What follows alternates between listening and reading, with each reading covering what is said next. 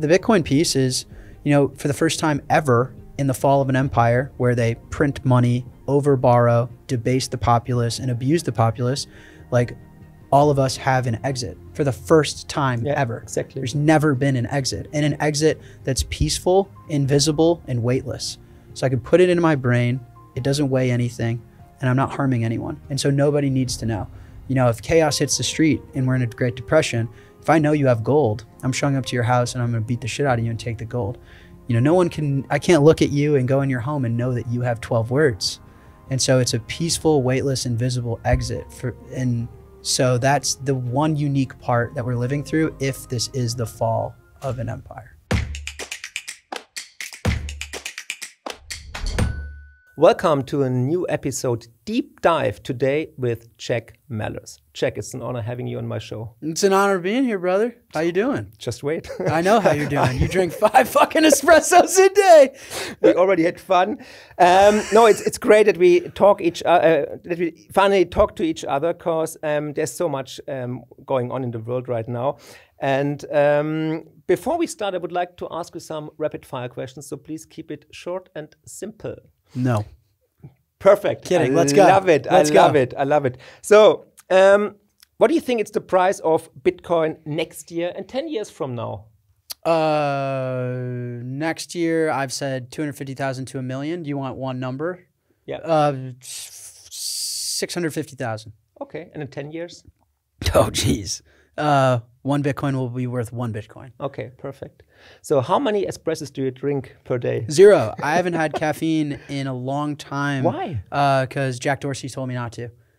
No, I'm kidding. No, it's better for my sleep. It's better for my overall health, my mental clarity. Caffeine's just not for me. Not a caffeine guy.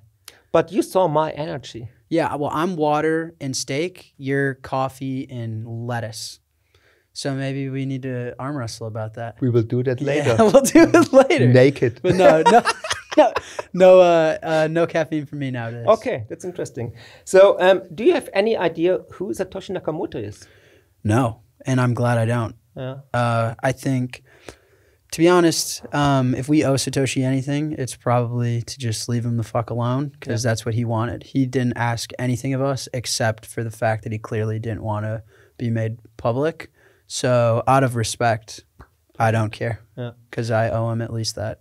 Because I wrote in my new book a whole chapter about who is Satoshi Nakamoto, and I think it's a spiritual answer, actually. I think it's a present of heaven, the whole Bitcoin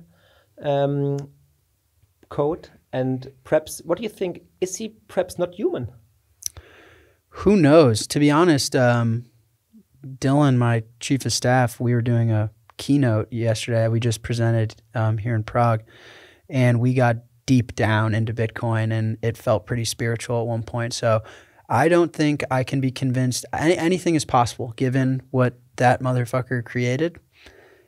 You could sell me anything. It could have been a god. It could have been anything. It was probably the most impressive invention in human history, in my opinion. Yeah, I agree. I couldn't agree more. So do you think the US will actually adopt Bitcoin or replacing the dollar with Bitcoin? Like eventually? I mean, I think the game theory of Bitcoin is you're better on its team than not. And so I think everyone ends up on Bitcoin's team. It's like universal acid, you know? Anything it seeps through and touches, it conquers. So I think you're seeing that in the American politics right now, in our presidential election. Seeing Trump all of a sudden become a Bitcoiner is a huge deal. You will vote for him? I've never voted in my life, just because I don't think it matters to achieving what I want to see the change. Like, I vote by buying Bitcoin and doing what I do. But if there is a presidential candidate that's going to support Bitcoin, that's probably the first time I'll actually consider it for sure. Even if it's Joe Biden?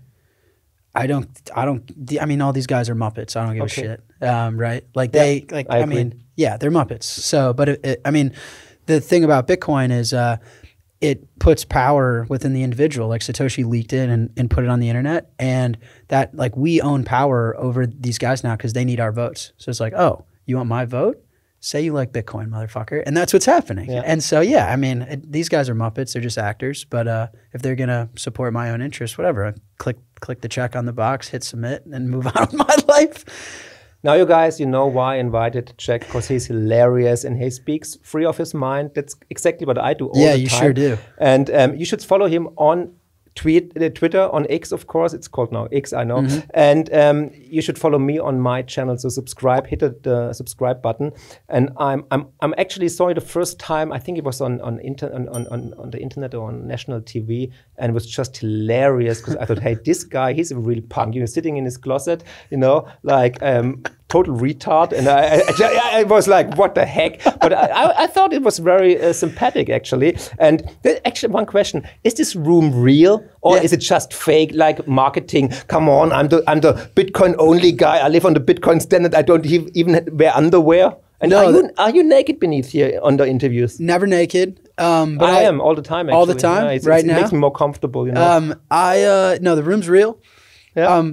But I mean, that's my house, and my house has other rooms. Other Do you rooms have furniture at all? I got furniture. I got clothes. I mean, I showed up here with fucking clothes on. So, yeah, I own things. No, but the closet's real. Okay. It's real. Hilarious. Yeah, it's. I mean, it's got its own story. I'm happy to talk about it, but it's not an illusion. It's not a fake background. I think it's just great. One day I'll get up on the little counter in the middle of the room just to prove to everyone that it's like physically and there. You know what? What I really think it's great, you're authentic. Because I exactly imagined you like the way you are. And this is not very often that this happens, actually. I think that the world doesn't need any more politicians. Yes. I think authenticity is what the world needs more of. And so I take that responsibility seriously, especially as a millennial.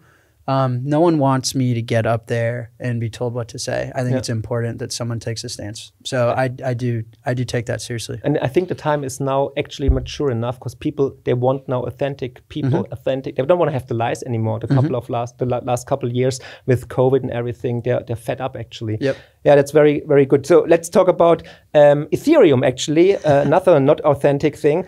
You think it will exist in 10 years from now? The market can remain irrational far longer than you can remain solvent. So I'm hesitant to say no, and I'm also hesitant. None of these things actually die. Like, what do you mean? Like, I don't know if the price is like, does Bitcoin Cash exist today? I don't know. You can make the argument that it doesn't, and it does, right? I guess it has a spot price, but no one gives a shit about it. So I'm gonna probably say it will exist, quote unquote. But I don't think it will carry much relevance at all, especially not compared to what it has today. So the same with the Solana ETF? Yeah, all of it. I mean, I think these things are an arbitrage on the trend is what I call them, where, you know, and are you familiar with an arbitrage trade? Yes. Yeah, so, I can find a banana to my left and buy it for $1, banana on my right, I could sell it for 10, and I'm making $9 all day arbitraging. I think the arbitrage trade on this trend is you have a new technological revolution in Bitcoin. How do you monetize that? How do you arbitrage that? Well, there's a regulatory arbitrage and an informational arbitrage. I can create pink coin, Mark coin, Jack coin. People won't understand the difference. I can sell them a bunch of bullshit. And then regulatory arbitrage is, I mean, being a shitcoiner is being your own central bank. You get to print money and sell it to the public generally, which traditionally is illegal. And so I think of these things as arbitrage trades. Arbitrage trades don't last forever. They're not innovations, they're not revolutions, they are short-lived trades. So I think the window, eventually you sell enough bananas for $10 and buy enough for one that they both meet in the middle at $5. So I think eventually the trade will be over and the opportunity to scam people based on a new technology trend will close. So I think that window it's harder and harder to launch a shitcoin and convince the world that it's important. It used to be really easy 10 years ago. It's harder today. I think it'll be harder in 10 years from now. I agree. So for the next question, I actually have to fire somebody from my team because they really wrote it down. Yeah. Do you own any altcoins? So you don't have to answer because we both know the answer, but you're fired. Just kidding. I don't even own any fiat. Yeah. Are you living on a Bitcoin standard? I am. I own Bitcoin, my house, the empty closet place, and my company. Those are the only three things I own. That's it. Okay, perfect. So what was the last book you read? Oh my God. I dropped out of school. And I see that. I like barely read. I know. So yeah. So I don't even know the answer. I mean, like maybe the Bitcoin Standard, if that counts. But you mean like audiobook, like a nonfiction? Netflix. What is it? Yeah, yeah, like a nonfiction book that like Shakespeare. Like no, dude, I don't read any of that shit. I haven't read you don't in have like time to a read. decade. You're not interested in reading, or what are you doing in your free time? You go for a run, you do mountain biking, you go to the sauna, you hang around with Dylan, or what are you doing? I mean, all the above that you just said. You just mapped out my entire life. I hang out with Dylan a lot. I do like sauna, but I grew up an athlete. I joke all the time. I'm like 5'8" on a good day. If I was 6'4", I would not be working on Bitcoin. Yeah. I was a good athlete as a kid. So yeah, I like long distance running. I like basketball. How many kilometers or miles? I used to run 10 miles a day. I was running 10 miles yesterday here in Braha. Yeah? Yeah. There you Next go, time we go brother. together. Yeah, I do. Different shoes, of course. It's too hard on, it's not great for the body long term. So I do less. I started weightlifting now. But yeah, walks, running. I grew up a nationally ranked chess player. So I play a lot of chess. Oh, right. Nice. Yeah. And I don't know. I have a girlfriend that I love. Spend time. I hope. Do you want to have kids? I was just gonna say my know. dream is to be a dad someday for sure. That's probably. But you're still a child, so how you want to manage that? I don't know. It's a good question. Well, I think every honest man remains a child. Yeah, that's what my wife told me. Because when she got pregnant the first time, and I thought I was a book author back then, and I said, okay, the next book it's called "When a Child Gets a Child," you know, because but it's great. It's the best experience ever. So I can definitely recommend. That'll be the most valuable startup I start. Yeah, is please. being the CEO of my family. Send me some proof of work. Yeah, for sure. So I don't know what that meant, but the wink implied sexual stuff. So I don't know what the fuck you're talking about. Come on, be serious. No, I just thought about a picture of the baby. Oh, you're sick, man. Oh my God, Dylan, I'm so sorry for you. Okay, your favorite thing about Germany. Seriously, I love this. If you like the video, please share it widely. Perhaps with his girlfriend. She wants to know him. No, yeah, she's gonna love that show. Yeah, she does. Is she older than you? She's younger. She's a trooper. I mean, I've had a wild career and a wild last few years of my life, and she's hung in there. So she deserves a shout out. She's great. How long are you together with her? 2.5 years. Wow, that's half a halving. Yeah. She experienced her first halving with me. Yeah. Just this last, March, April. Okay. Yeah. I hope you're not getting halved. Okay. Enough jokes now.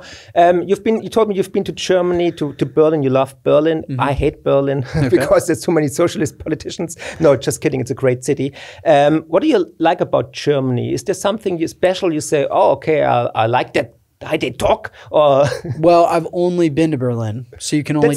Yeah. So I invited you to Germany, to my place. But you invited me like 20 minutes ago, so I haven't had an opportunity. I mean it. I'm not superficial. I really mean it. If you come, I put a steak on my barbecue, and I'm a vegetarian. Yeah, I don't want you to make my steak. I'll kill a cow for you. You only know how to eat leaves. I'll cook the steak, but I'll be there. And yes. We have a great time. We have a blast. Yeah. Bring your girlfriend. Yeah, I'll bring her. Not Dylan. Yeah. You can come. But there's the question of why do I like Berlin? Yeah. I mean, Germany. Is there something special about Germany? You said, okay, great food, great girls. No, not great girls. Great meat or I think, beer or whatever. Germany's got, well, in my experience, it's got great culture because I think what you guys have been through, the energy there was kind of fuck the man, and also I'm going to freely express myself because no one can convince me that I have much to lose, right? There was like a lot of like culture driven by recent history, I think, of people that are like, no one's going to tell me what to do. I'm not going to get sold bullshit. And a lot of the clubbing and the energy and just the expression of what people were wearing, how they were acting. I mean, things that people were doing in some of the clubs was like in Chicago, that's unheard of. But these are just very confident, expressive people with some real self-agency, which I think comes from living through a collapse in difficult times, which really, like, you know, in America, you get raised in this, like, you know, there's a lot of artificial, like, your schooling, what government says, and like inflation isn't real, it's your corporations are taking advantage of you. So it's a lot of that. And like Germany, like, people were pretty base. They're like, I don't believe any of that bullshit. Fuck the man. I'm going to be me, and no one can tell me otherwise. And everyone was wearing black. And I was like, well, let's fucking go. So that was my experience, and I thought it was pretty cool. It was unique. When did you wake up, actually? When did you leave the Matrix? That's a good question. I mean, the credit of my career is owed to my dad. There was one question, actually, we prepared. And yeah, tell us the story about your dad. Why isn't he sitting here? Because he didn't like to travel. He lives on the ocean, so why would he? Cool. Yeah. So if I were him, I'd just go to the beach, which he does. So that's why. But no, I mean, I dropped out of college, and I mean, the best story to understand my dad is he didn't send me back to university. He didn't get mad at me. Cool. He said, you know what? You've got a unique brain. You should do this Bitcoin thing with me. And then it obviously changed my life forever. So he orange pilled you. He orange pilled me. When did he come to Bitcoin and why? What's his background? So my family has a background in traditional finance, specifically in Chicago, where I'm from. So for the German audience that maybe isn't aware, Chicago is right in the heart of the United States. And the heart of the United States is responsible for the agriculture commodities, so the commodities that we all eat. And the Chicago finance scene built products around agriculture derivatives, so risk transfer products. So the corn farmer, we don't want the corn farmer speculating if it's going to rain in a month and like, oh, do I grow the crop this way or this way? Because then they're going to make bad corn. We're all going to have diarrhea. What you want is corn futures market where they can sell that risk to a market so that it's an efficient transferring of the risk. So the corn farmer can just focus on corn, and then the market can handle pricing the risk. And now derivatives are the most popular products in the world. The Chicago exchanges are the highest volume exchanges in the world. And that was my grandfather was the chairman of the Chicago Board of Trade. And so I come from that thinking, which is not Wall Street, to be clear, for all like Wall Street is insider trading, Wall Street, big banking, Goldman Sachs. Chicago is very salt of the earth, honest, integral. Mellors. Yeah, the Hunt brothers tried to corner the silver market in Chicago, and my grandfather said, get the fuck out. And they went and they cornered it in New York. Cool. So it's like, that is where I come from. Okay. And so Chicago got Bitcoin earlier than New York because it is integral, it's honest, it's truth, it's free markets. And that culture financially is in Chicago. And so my dad, along with a lot of OG Chicago finance guys, got it a long time ago, like 11, 12 years ago. Wow. Yeah. And did you read any book about, for example, Austrian economics or something like that? No. Because you have a really free libertarian mind, actually. It was all my dad, okay. Which I wish Chicago culture was more understood globally, because I don't know if I'll be able to explain it without boring you, but no, I'm not necessarily from an Austrian school. I'm more from a principled school. Like my dad raised me, do the right thing no matter how hard it is, right? Like in sports, if your teammate's on the ground, you're the first one to go help them up. Never break promises, right? So live by truth, cool. Like lies are bad. So like that's more, and then you extrapolate that into monetary theory and stuff and you land at Bitcoin as opposed to, yeah, but it's more like from the heart as opposed to from books. That's what I try to teach my children. Yeah. You should bring them to Chicago. Yeah, let's talk about, we will. I will come. Let's talk about something superficial about price action for Bitcoin. Mm-hmm. We already talked about the price prediction you said, but what do you think according to my cycle theory, we will see Bitcoin top by the end of 2025. That's my theory right now. I agree. So you already said more than 1 million. So, but right now we have the ETFs from the Wall Street. We had a little discussion yesterday, a friendly discussion on the panel yesterday. Don't you see that perhaps there is a danger with the ETFs, that Wall Street is getting too mighty into the Bitcoin scene, staking too much Bitcoin, dumping them to get in at lower prices? So can't share my suspicion? I don't. I can appreciate the suspicion itself. Bitcoin is defended by the populace. The thing that defends Bitcoin is the honest actors within the system. So I can appreciate the fact that you are suspicious, but I disagree with the validity of your suspicions. I don't think Wall Street can manipulate the price. I don't think them selling Bitcoin is a threat. And I don't think it's a bad thing that they want access to Bitcoin. I think it's logical. But why can't they manipulate the price? Because you just said Wall Street is they're corrupt and blah. Yeah. Because So I think people draw a false, like analogous to gold. The problem with gold is gold centralizes. It's very hard to custody. It's very hard to verify. The reason the U.S. was able to leave the gold standard is because the U.S. held all the gold. Yeah. Now, if you have, if something like a precious metal centralizes, it's very easy to manipulate that. Bitcoin doesn't centralize. It does the opposite. The fact that Satoshi put it out on an email list of cypherpunks and then say, you guys got it from here, all the Bitcoin's already distributed. We're already at 19 million out of 21 million. So many of it's lost.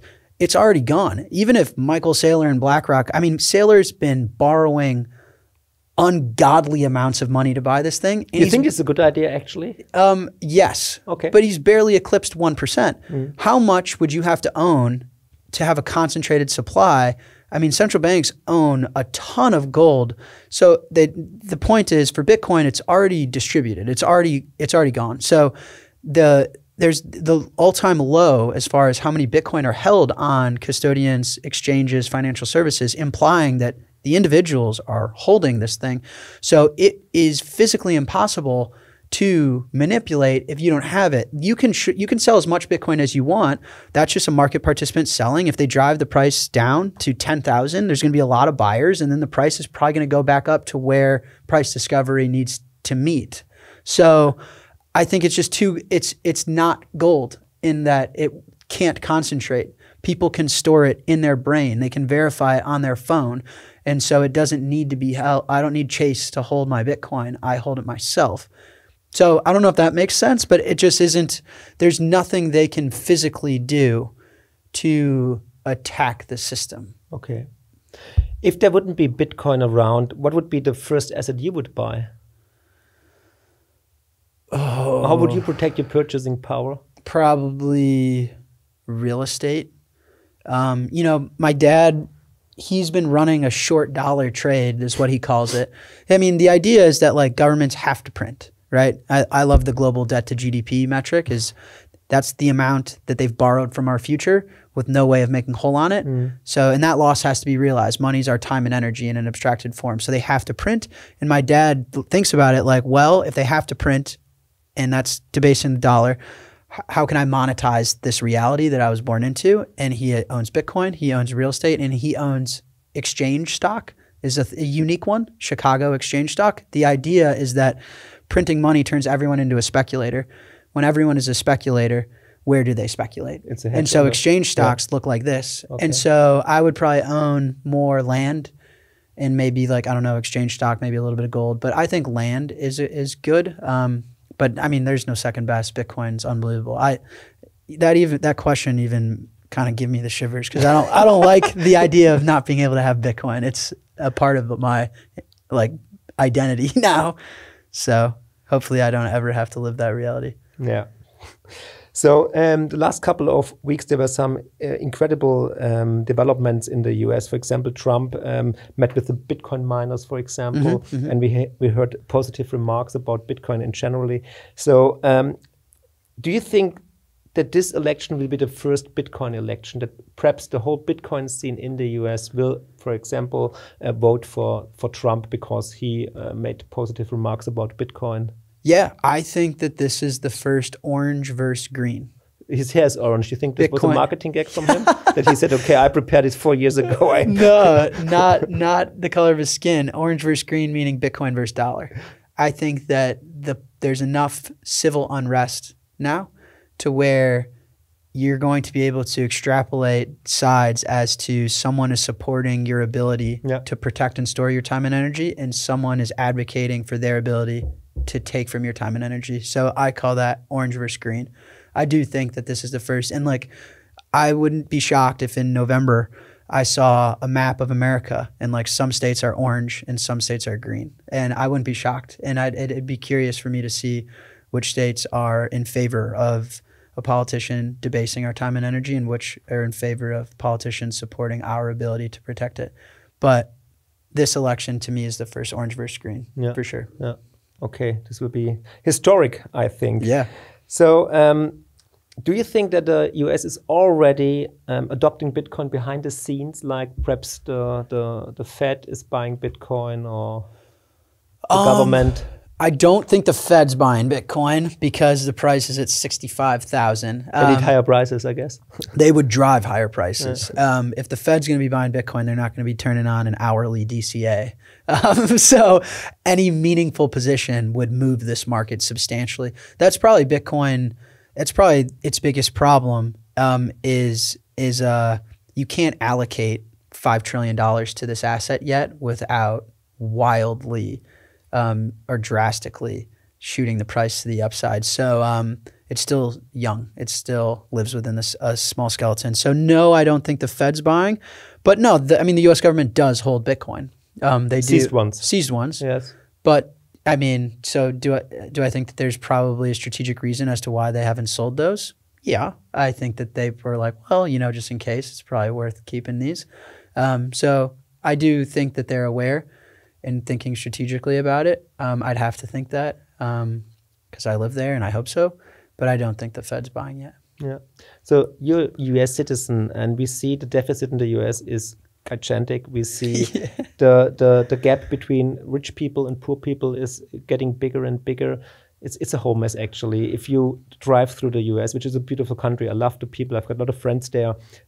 Sometimes you feel like in an emerging country, actually, because it's like really, really, really, I don't know, there's no water sometimes or no electricity. So anyhow, you expect that there will be something like a civil unrest in the US one day? Because we also see many movies about this topic in the US. We had, I don't know, the Last of Us, we had Civil War, we had The Walking Dead.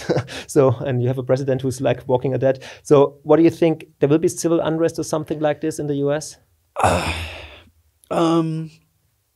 It's a tough topic because you know, I think that what we're seeing is just the unwind from World War II, right? I think the U.S. after World War II was healthy, producing things. They came out on the right side of that, and then they helped bail out the world. They said, hey, we're going to help everyone get on their feet. You can produce stuff for us.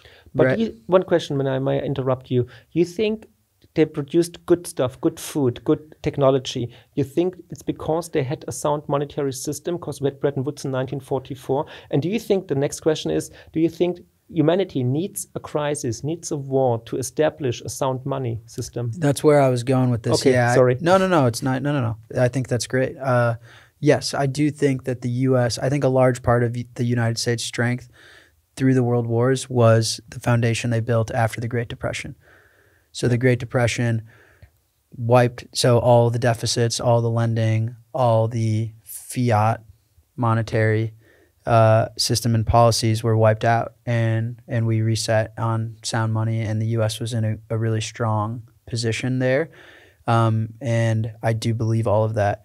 And I think what happened is the U.S. built this hegemony based on its success and being able to help others. So now what you have is the U.S. says, hey, we'll help you get on your feet. How can we do that? Well, instead of producing stuff for our own and trying to sell it to you because you're destroyed from a war and you have nothing, we'll let you produce stuff and give it to us. And we're importing raw material from these people for extremely cheap. Then we get to have jobs locally where they produce that raw material, and we get to export them all of our debt, right, and our new currency. So instead of the gold standard, we're on the U.S. Treasury and bond market standard, right? And that has to unwind because now we live in a world where everyone's back on their feet. Right? And, you know, how do empires fall is they overextend themselves from the easy productivity gains that were there, that were once real and are now gone. And so I think there are, like, as an American, I think the world we live in today is, hey, I'm glad everyone's healthy and back on their feet, and let's get back to just being good humans. But the United States has overextended its hegemony and overextended its reach, and there is no low-hanging fruit productivity gains. And the productivity gains is the important part, because when you borrow money, you're expecting growth to pay it back. Yeah.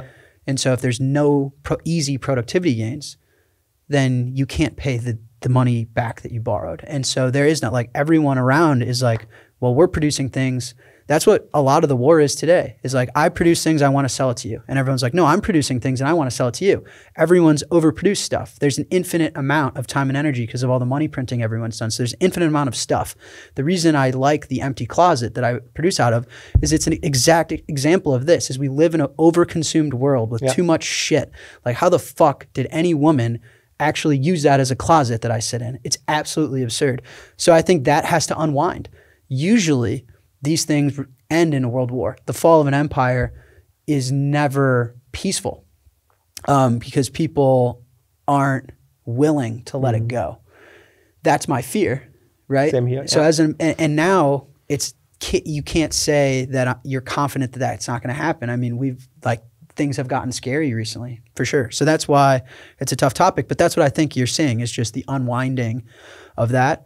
And I'm hopeful that maybe the wars nowadays are going to be fought digitally as opposed to like kinetically with missiles and weapons. Maybe we fight them like maybe other countries own the Facebooks and the Googles or something. And I'm hopeful that it doesn't involve human blood, but it's a concern. And, you know, the Bitcoin piece is, you know, for the first time ever in the fall of an empire where they print money, overborrow, debase the populace, and abuse the populace, like, all of us have an exit for the first time ever. Exactly. There's never been an exit, and an exit that's peaceful, invisible, and weightless.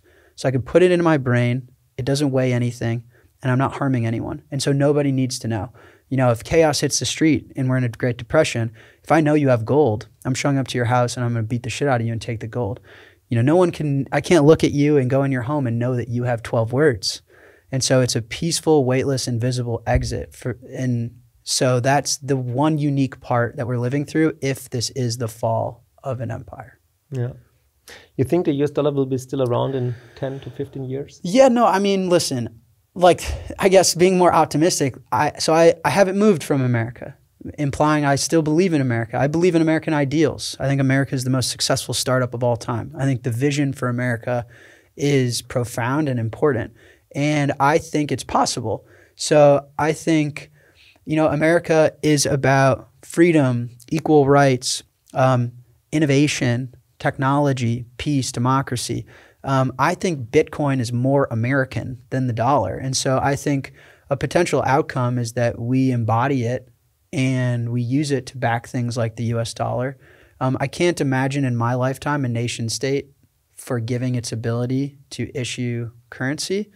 But I'm hopeful that Bitcoin can be more incorporated in America because it carries all of the American ideals of what, you know, we're supposed to be. Are you familiar with the milkshake theory from Brent Johnson? Yeah, but not enough to be an expert on it. Okay. But yeah, vaguely. Okay, because he says, for example, that the whole world is in debt in US dollars.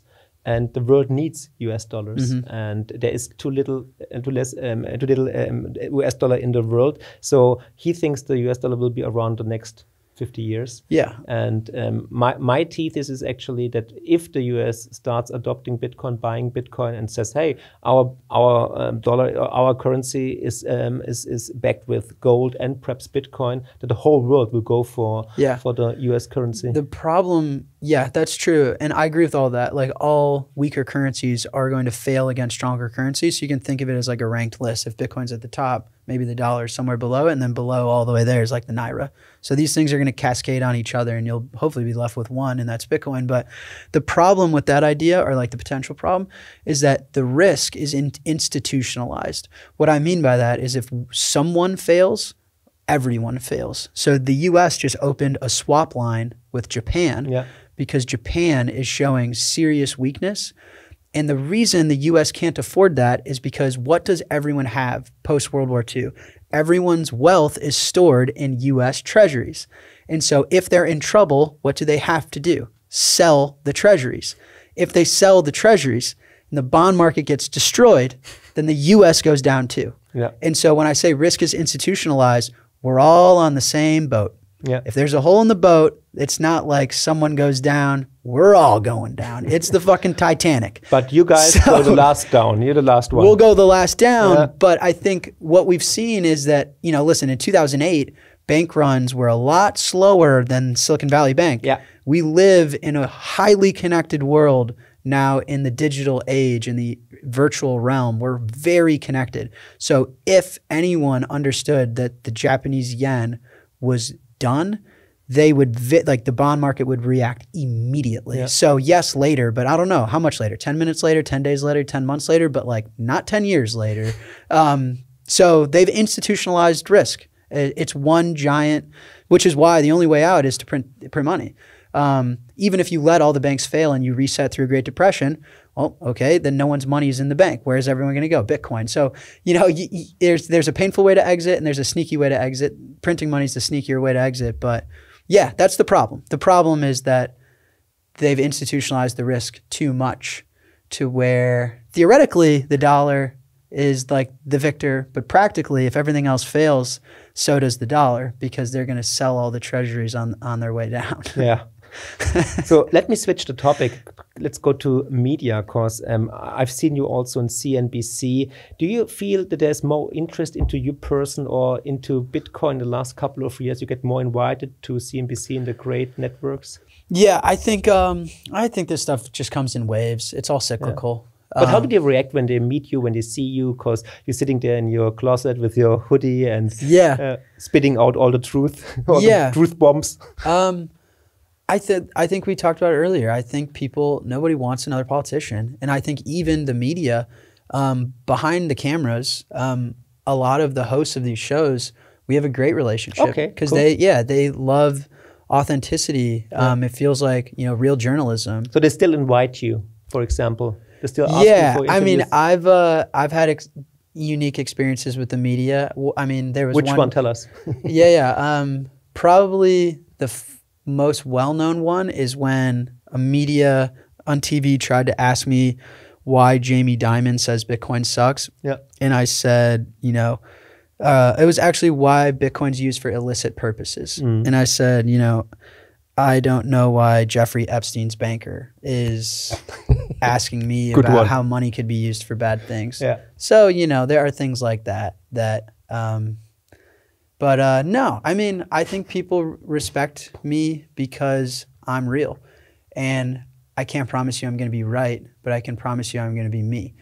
And I think that is a challenge for some folks in today's world for whatever reason. And so I think even the media, like, I don't know, it's easy to get along when you live by honesty and truth and principles. So because you don't have to be an actor. Yeah. You just be the best version of yourself every day. And that was like the language before English, right? Yes. Like if you're in like hunter-gatherer tribes and you meet another tribe that's honest, integral, truthful, I mean, you don't need to speak. You shake hands, you feel that. And so, yeah, I mean, relationships in my life are pretty simple. Yeah, same here. You think this is a level of relationships we as humans will establish after the next couple of years after this crisis again, that we connect on a different level? I hope so. I mean, I think what's happening in Argentina is really interesting. Yeah. Because that's a big enough country where that level of civil unrest and Milei being elected is a big deal. It is. Yes. Yeah. The fact that someone ran for president on saying, fuck the system, I'm going to tear it down, and it's going to suck for a little bit, but it's what we need. And everyone was like, oh yeah, I like that guy. You know, if Trump said, fuck the system, the banks don't have your money, the US is a sham, we got to reset this thing, the next 10 years is going to be painful and suck, but we're going to be better off for it, he just wouldn't get elected. So the fact that you have a populace there's that much civil unrest is some indicator of where the global populace probably is. I think people are growingly fed up. And so I don't know how to speculate on the timing of it. Would you say 2 years? So it's unclear to me. But the Argentina story, I think, is something to watch. And we'll see how successful he is and how much the populace is willing to be patient and endure pain. You know, people are like, oh, did Milei fix Argentina? No. That's going to take time, and that's Yeah. going to be hard. No pain, no gain. No You pain, have no to gain. remind me, I have to tell you the story. I used to live in Argentina in 2001, and I saw the whole system go down. It was a really hard experience. That's why I'm into Bitcoin as well. So I also think that Bitcoin brings people together. I think Bitcoin is also love, because I don't know what your experience is, but yesterday at a conference in Prague, people come to me and I don't know them. They know me and they just give me a hug or say, hey, Mark, thanks to you. I understand the monetary system, or I found Bitcoin and so on. And it's incredible. Sometimes I get goosebumps all over my body because it's so intense, and I just feel the love of the people. So you think Bitcoin is love? You have the same experience that people come to you and say, hey, Jack, thanks for your work. And I know you don't know me, but I know you and you're in my heart, and I pray for you. Yeah, I do think Bitcoin is love. I describe Bitcoin as pure humanity. And what I mean by that, it's like Bitcoin's the only free market in the world. Bitcoin's the only, there's no artificial interference between us humans when using Bitcoin. And so for that reason, I do think Bitcoin is love, Bitcoin is truth, Bitcoin is peace. All of these like philosophical, abstracted, meanings and feelings that we strive for, I think Bitcoin enables that better than other systems. I mean, there's nothing in the way between you and I when we connect through Bitcoin. There's nothing, there's no institution, there's no government, there's no product, there's no card network. It's just pure humans. And I think that's probably why. Bitcoin changed our lives, both of us. Could we be wrong? About what? About everything. Perhaps there is something. Well, what would happen if Bitcoin is perhaps, I don't know, an NSA coin or something? So what happens if we're wrong? I know we're not. I feel it. I know it. But this is a question many people ask me all the time. They're in doubt. They're like, oh, what happens if it's, I don't know, gets hacked, or Satoshi comes out and withdraws all his coins, or... Yeah, well, I thought you were going a philosophical angle, like what is wrong and what is right. No, I mean... We can do this later. Yeah. The thing I like to say to folks is, I grew up in Chicago's like very left, blue, liberal. Yeah. And a lot of my friends, I'm like, you guys got to buy some fucking Bitcoin. They're like, well, what if the government... Exactly. It's like, well, then you deserve all that they do to you. You got to be the change you want to see. So my advice is don't be a bitch and be the change that you want to see in the world. And if you're too scared to be that change, then you deserve everything that comes with that. The first step to a better future is self-responsibility and accountability. Bitcoin teaches that as well. But it's not anyone else's fault but your own. So if you believe in some future of the world, then be it. And if you are too scared, then you deserve all the consequences that comes with that. So I don't know. Don't be a bitch. You're too scared to buy Bitcoin? Sorry for your loss. Hope you can survive all the pain that comes with watching my shit go up. Which happens to people. Yeah. Yeah. There's some people in my life that don't like the fact that I've outperformed Wall Street year over year sitting in that empty closet. Well, I could tell you guys how to do it. Strike.me/download. But if you're too fucking scared, then you got to own that. So I don't know. That's my message. Be a fucking man or a woman, whatever. How do you see the transition to a Bitcoin standard? Because I wrote a book in which I said that we need a big reset to get a new debt-free system. Do you agree? I don't disagree. Yeah. Because that would make sense. But I don't agree in the sense that I think that's what we need or has to happen. I mean, the coolest thing about Bitcoin, I like the term opt-out technology.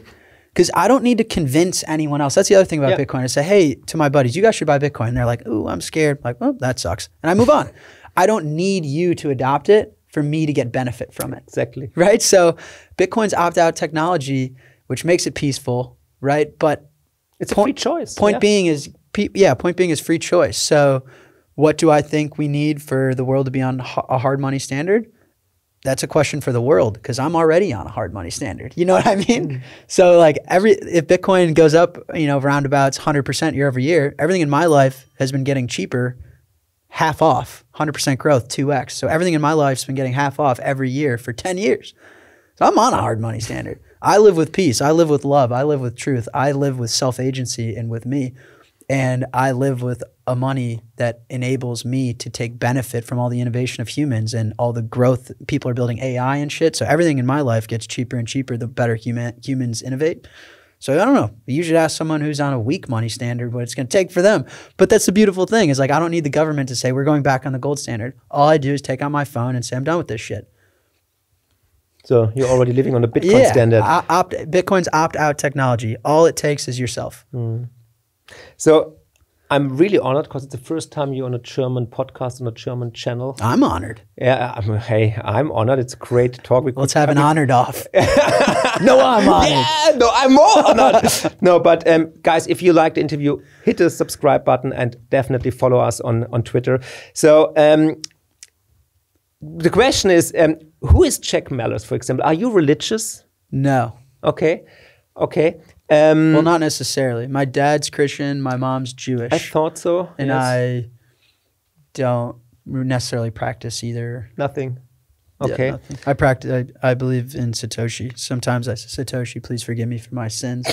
I used the dollar. yeah, exactly. But no, not religious. Yeah. So what is for you the meaning of life for Jack Mallers?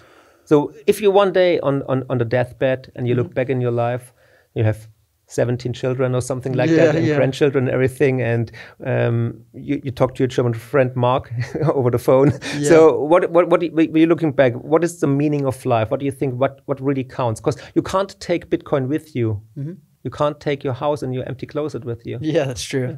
The empty closet's coming with me. I want to get buried in it. Yeah. Yeah, it's a great question with no real answer, right? But I think I've always thought humans naturally want to be a part of something bigger than themselves. Yeah. And that's human connection, right? That's, I think Bitcoin is so beautiful in that way. Is that something like Bitcoin allows me to be part of something bigger than myself and contribute to something that will last longer than I will. And I also view family in that way. I can't live forever, but my bloodline can. My time and energy physically can't live forever, but my Bitcoins can. And so I think being a dad and being a Bitcoiner allows me to be the highest form of human and have an interconnected state with the species that's really special.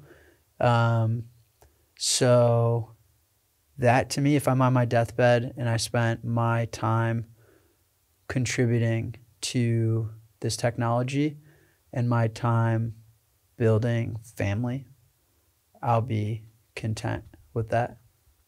You will. And you already achieved a lot, you know, with your company and with your education and giving people the hope and educating them about Bitcoin. And I know you will get some children, definitely. I appreciate that, man. Thank you. Yeah, no, you're very welcome. And keep up the good work, of course. Keep up the good energy. And I could talk for hours with you. We will do that, of course. But you can't, because you got to talk to Michael Saylor. Yeah, you too, though, you too, man. Yeah. But it was absolute an honor. I think it was mind-blowing. Did you guys like the interview? I think time just went by like nothing, or what do you say? Dylan, come on, you're the most critic. I agree. Okay, great. No, it was great having you on my show. I think we have to do this again, of course. Yeah. And all the best to you.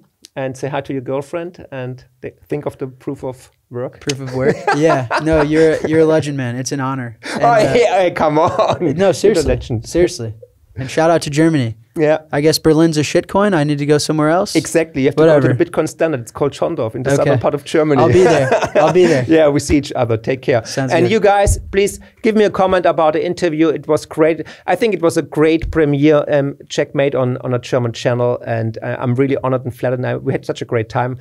Try to share this video, of course, and subscribe the channel and follow us on Twitter. And thank you for your time, guys. Thank you. Thanks.